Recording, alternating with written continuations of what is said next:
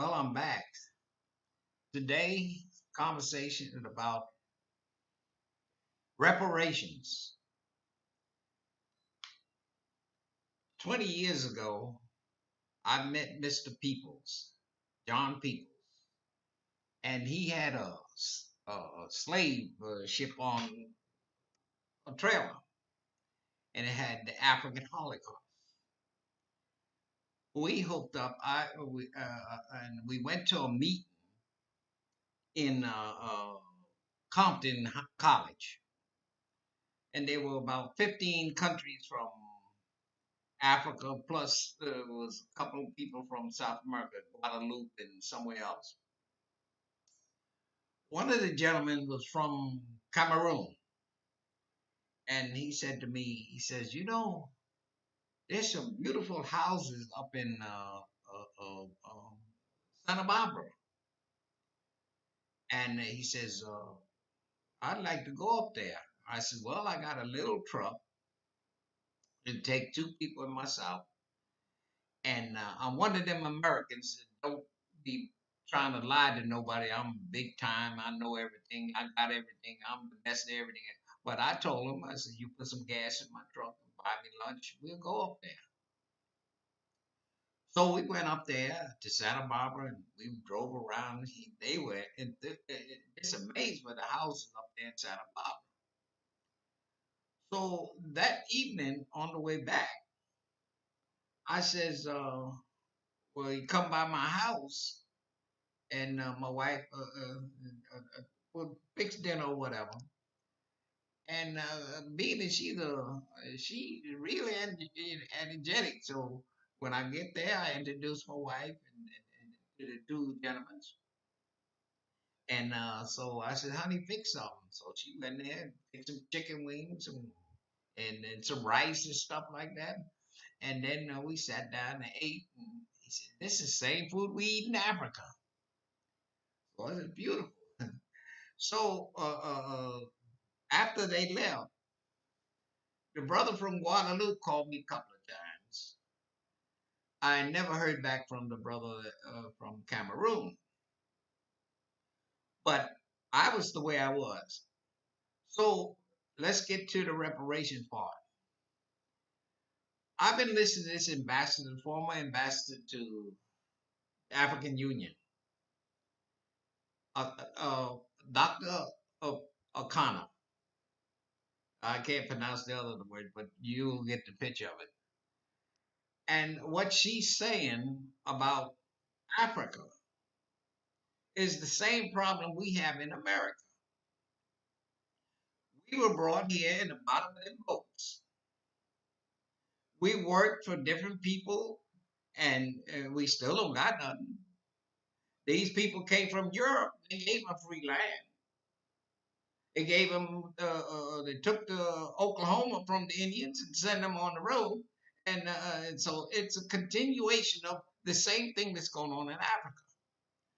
But I made up my mind that I was going to start live the rest of my life telling my brothers and sisters about the situation. So Mr. People, John People, he transitioned about 2 years or 3 years ago. Time goes by so fast. And he said, Anthony, I said, yeah. He said, make a small slave ship we can take into the high school. And I took it one day into the high school in Compton.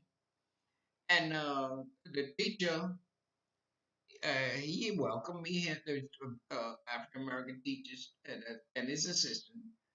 And he had a class makeup of Hispanic, white, and black. But the black children stood in the back because they were ashamed. Because every time they turn on the TV and about Africa, it shows the worst of Africa, not the best, the worst. And I, as a Korean War veteran, I listened to President Obama a while ago speech in Kenya, and he's telling the Kenyans how come they ain't like the Koreans.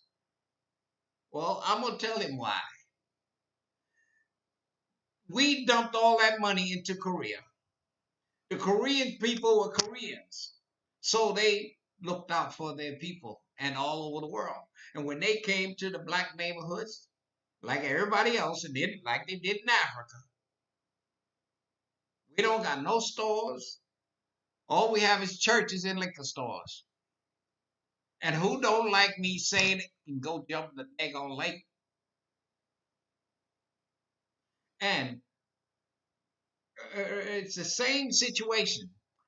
And then I listened to this ambassador, Akana, and she told about what France is doing, did in Africa.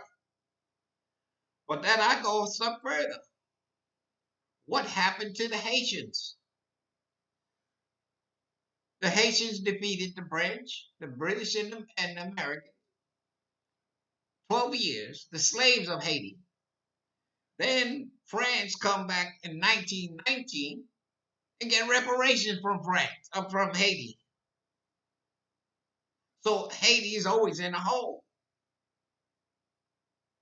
And that's what she's saying. And boy, this is the time. If it never ever, this is the time.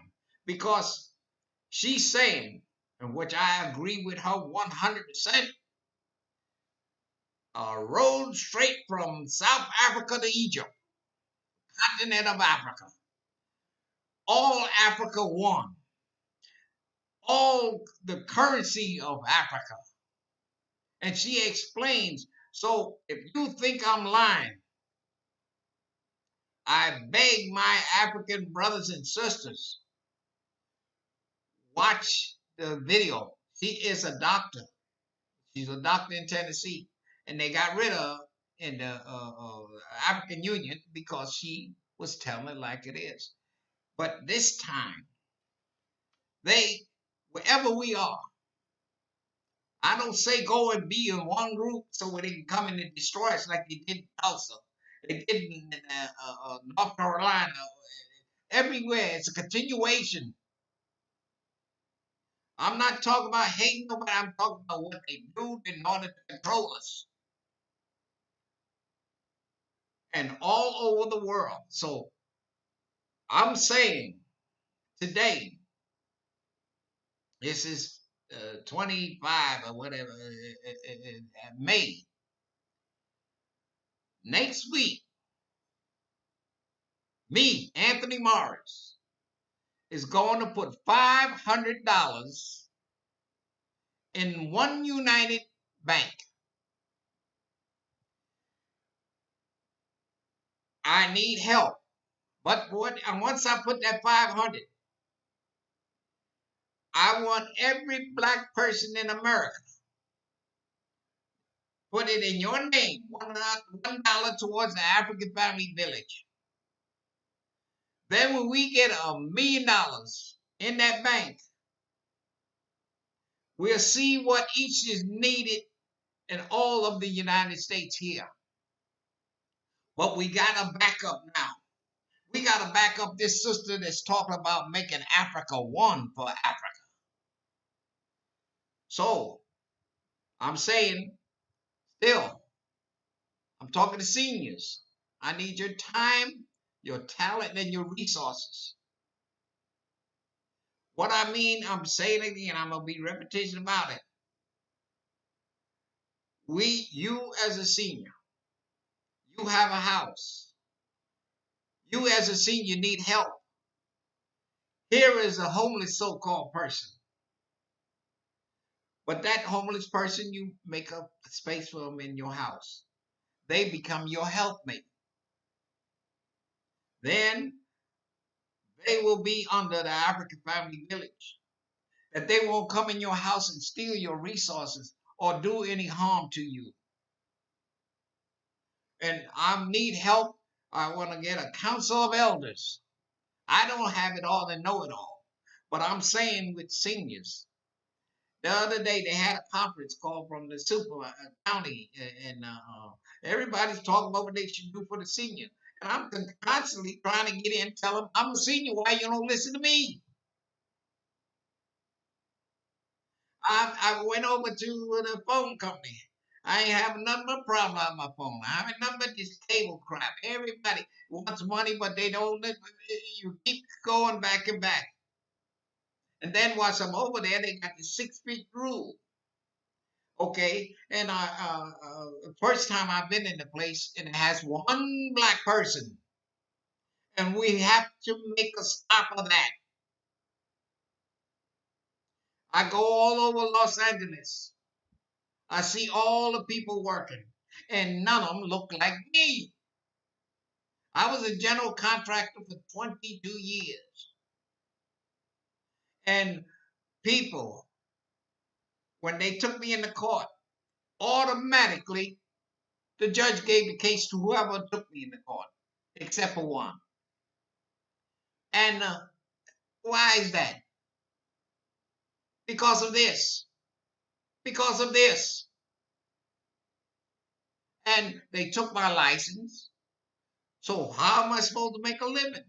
Ain't nobody gonna hire me. So I started working, doing electric work. I was working for a gentleman named Don Cornsberry. And he had a bunch of apartments, a bunch of units and everything.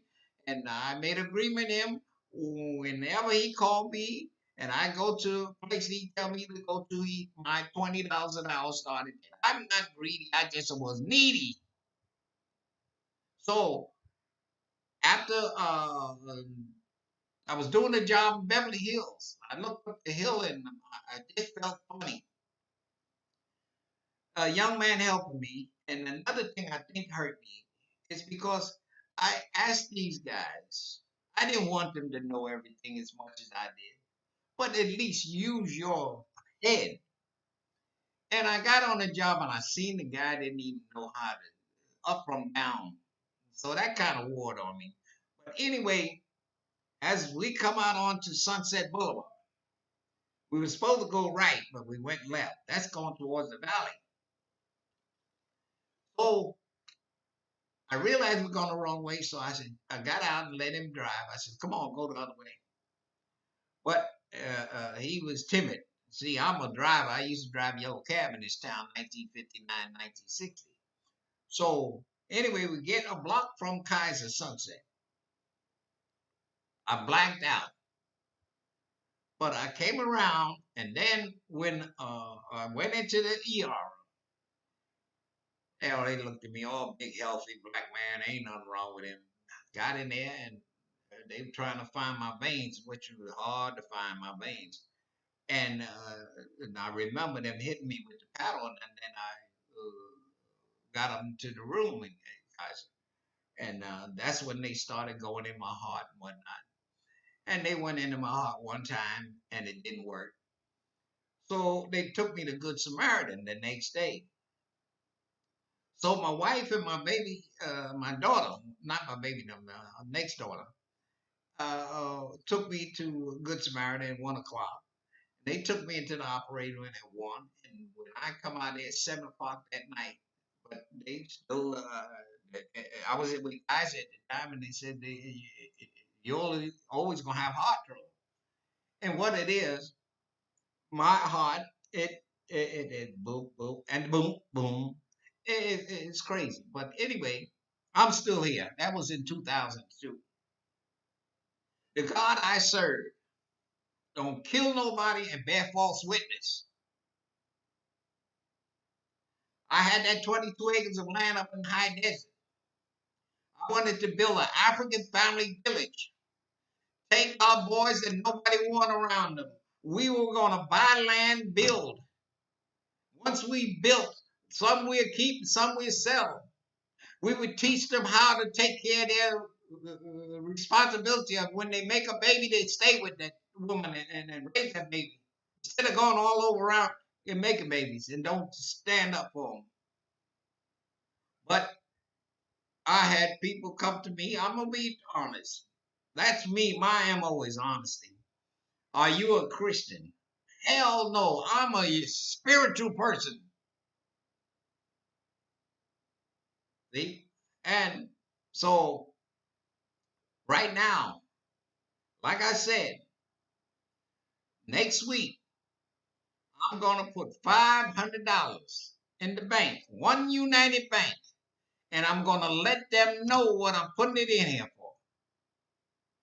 And and see, I belong to another, but anyway, my baby daughter said, "Daddy, don't let nobody know you got." I give a damn about if somebody want to kill me for $1. I'm not no millionaire. I'm a person where you can take a little bit at a little time and you can make a lot. And I am also my grandsons, which I'm really concerned about. I tell them what I'm doing. And I said, anybody listen to my podcast, all I say to them, listen to Africa. Listen to Africa. The reason why I'm on fire is also all these years, we didn't never, I'm glad I was miseducated. Really. I'm so glad I was because it gave me a mind to think like I want to think. If you over here and this guy ain't got nothing when you get there, and 100 years later he still ain't got nothing, there's something wrong with that picture. And it just like uh, I tell it like it is. I was raised in Brooklyn. My father come to this country in 1919, and he marries my mother in 1925, and he raised us 10 children. And out of 10, 4 of us went into the army. My brother Russell, my brother Pedro, and my sister Shahrazad, and me, Jamal, Anthony Jamal Morris. And why did we all go to the army? The army was the way out of the ghetto. And so and this is why I went to Korea, and I love the people of Korea. And whenever I go into a store here in Los Angeles, I identify myself by saying Adi dong, adi dong, adi o, adi dong kokero no maganda, toraji tora chim chim. That's all I know. But anyway, any brother, sister, know a easy African song that'll be identified all over Africa, give me the words and I'll sing that in my podcast. And also, I went to Japan and stayed there for 5 days. And I learned the song in the 5 days I was there. She did not know Yoro. She not know Yoro. Minato no wakari, Murasaki no Yoro, no Yoro. Moo. One New Year's, me and my wife went to Japan down, and we went in a restaurant right there on First and San Pedro, and we had the best times of our life. But I'm gonna be all over the place talking about us doing the right thing. And this sister Akana, you can pull her up on YouTube. Then, if you want to know the story, the true story, there's another sister named Zaneb Bowden, a Buddha, something I can't pronounce it. But she's from Sudan. And she brings the timeline. How did we get to where we got? And how they when they put the Suez Canal through there, and Yemen, the place that they killed all them children and them people, destroying that land, and I watch it on TV and just you get Novocaine. But anyway, just remember, slavery was a crime against humanity, and is yesterday, today, and forever. You say to me, why? That was what we were out there on the streets. Now, John People, and he was like a homeless type of brother, and he was there for reparations, and that's how I got him and really involved in the reparation. And we would go around these churches, and they come out there. They didn't want us around the churches because they don't want us to know the truth about what's happening. But thank you very much for listening to me.